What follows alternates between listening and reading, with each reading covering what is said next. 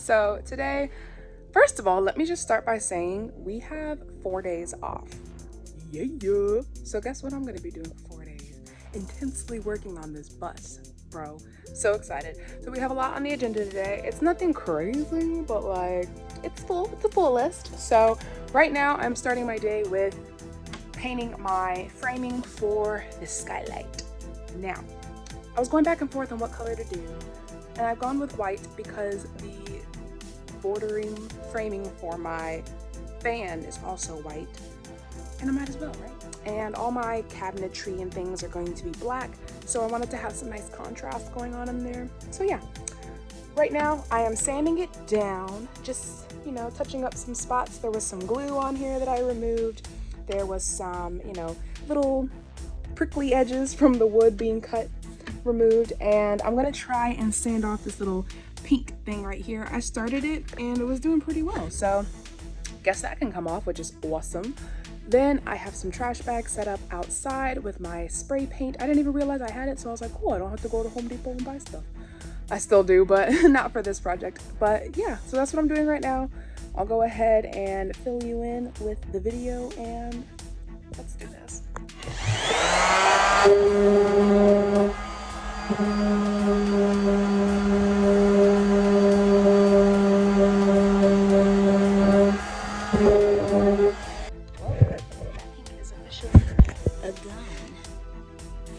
Awesome, let's go paint. And here she is before. And of course, as always, I'm gonna go ahead and use my Rust-Oleum. This is flat white. I didn't really need a gloss for framing, so yeah, I'm excited. I hope this turns out well.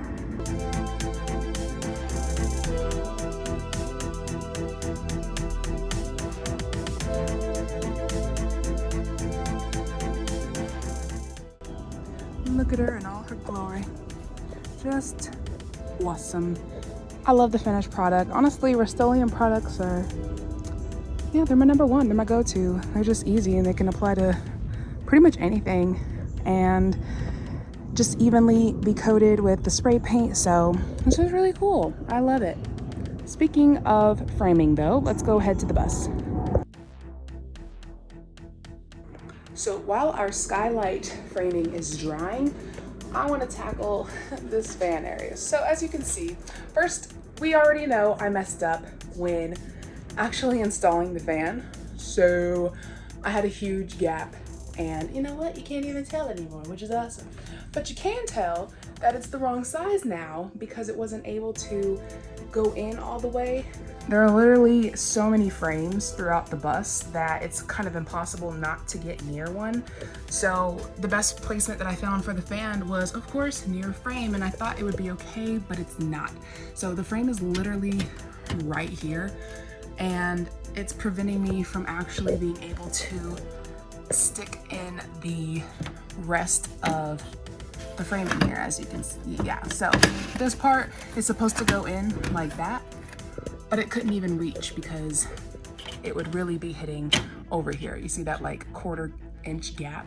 Yeah, that's what I need to angle grind off today and try my best not to ruin my fan. So I'm gonna think of some different strategies on how to protect it while I go in and angle grind off this frame area. So wish me luck. I just really can't with this weird look. It looks cute and finished on this side, but then over here we had to cut it just so it would fit, and now it's just looking raggedy. I didn't like it, so we're gonna take that off. And I did purchase another one. It's kind of hard to find, but I think there was like only 3 left in stock or something on this one from Amazon, so I don't know if it's still available, but I'll put the link in the description just in case. But I actually like this one a little bit better. If you can see, it kind of has like a grainy wood finish to it. There we go, focus up. Focus up. There it goes. So I really enjoy that about this. And I think it will go swell with my other framing outside, if you can see it. But yeah, first things first, I need to block everything from being hit, like the wires and the actual fan, and figure out a way to literally just cut a sliver of that off, and we'll be in business, guys. A couple of other other things I wanted to go over. I did receive my drawer slides in the mail, which is super cool. They are 22 inches and my cabinet is 23 inches. I couldn't find any 23 inches that weren't like extremely expensive for no reason. So I just went with these. Again, link in the description. And I also received my heat barrier for my oven stove duo. What I'm gonna do is use backer board to go around the entire thing and then use this to go around the areas that will be, you know, conducting the most heat, I guess. But it came so small and I don't know if I should return it and get a bigger one or just see what I can do with this, but I need to look up the hottest points on this oven first, so we'll have to get some propane and figure all that out. But that's for future reference. I just wanted to go over the stuff that I got. So let's take a trip into Jessica's mind here for a moment, all right? We're gonna just go through my thought process with this. So first of all, I'm trying to get these wires to go up as much as possible. Cutting upside down, I know from experience, because I literally had to cut it this way when I was putting it in, but that thing slips. Like, you'll literally be going in a straight line and all of a sudden you're like, gravity kind of just takes hold and doesn't let go. So what I'm gonna do is, this is just like the excess framing that we had from before, and I'm just going to put it in here as best as possible. What I was trying to do was get it to at least bend. Ooh, I got the piece of it. Was at least to bend it to where it could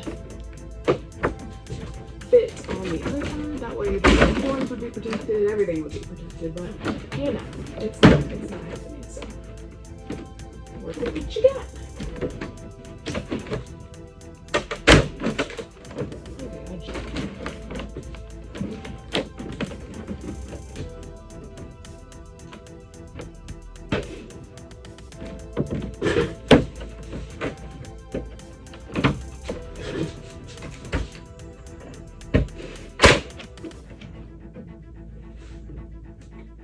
Okay, so I think that'll be good enough for what we're doing. I need to cut along this side, so I'm really gonna try.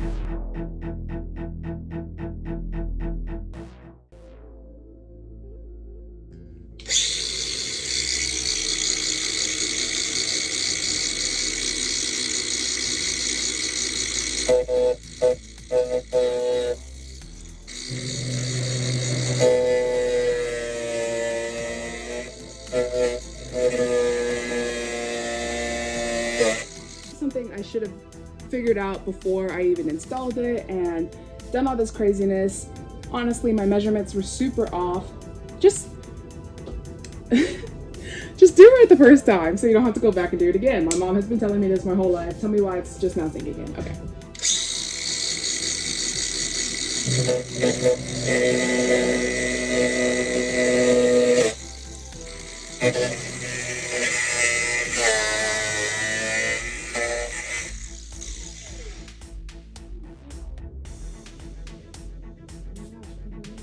Oh my gosh, we made it. Okay. So first of all, let me take this off for a moment and let me try not to burn myself here. Remove this vinyl stickering just in this little area here. It looks like we're almost to the promised land. I was able to penetrate this first layer. Well, that was the first layer, really, was the ceiling. And then now we got through to the second layer, which is the actual, oh my God, my phone's gonna slip. Which is the actual framing. So as you can see, we have a nice gap going there. And what I'm trying to do is stick the blade in there and then just kind of continue on down. But this is awesome. I can't believe I did it. And so far, no wires have been cut to my knowledge, and we're looking good, and we haven't affected the frames, I mean the actual fan, so I'm happy. As you can see, now I know exactly where to cut, and yes, it does get narrow and large at the end, so yeah. But we're doing good. We already have this piece of the framing off.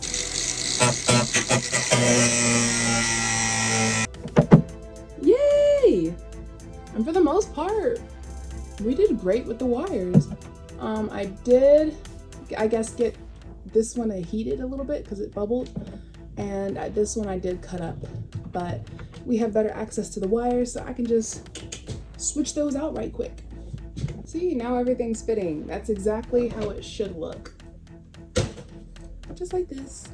Yay, so now that it fits, we're golden. We just now need to return this because as you can see, it curves and this is a complete square. But I'm just glad that I got to a good spot to where I can actually have a nice framing. I just have a metal file.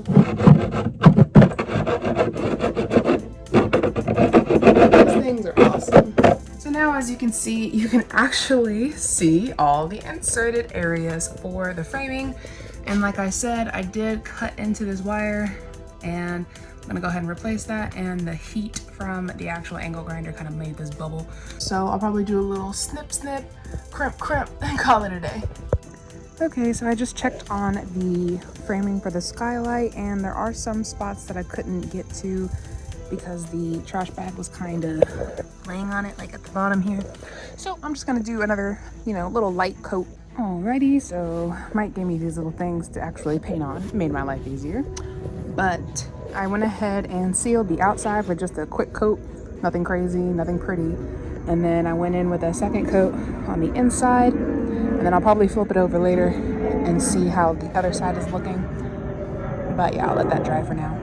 Another thing I went ahead and fixed was that piece of wood that was just super off and weird looking. So I just went ahead and grabbed more of the stickering vinyl and covered that up. And I feel the texture of it, like just the way it's kind of more sticking out, and I don't know. I think it looks a lot better and it looks kind of cool. So that's basically done with that. So what I'm doing now is just fixing the wires from the fan. So I went ahead and cut my red and black wire that actually go in the fan that were going to my positive and negative wires here. Then I got these wires that actually came with my switches, and they have the ready to go strippings. And then on the other side that has these little connector things, I don't need that. I'm just gonna go ahead and cut these off. That way I just have some wire, and I'll go ahead and kind of just replicate what's going on this side.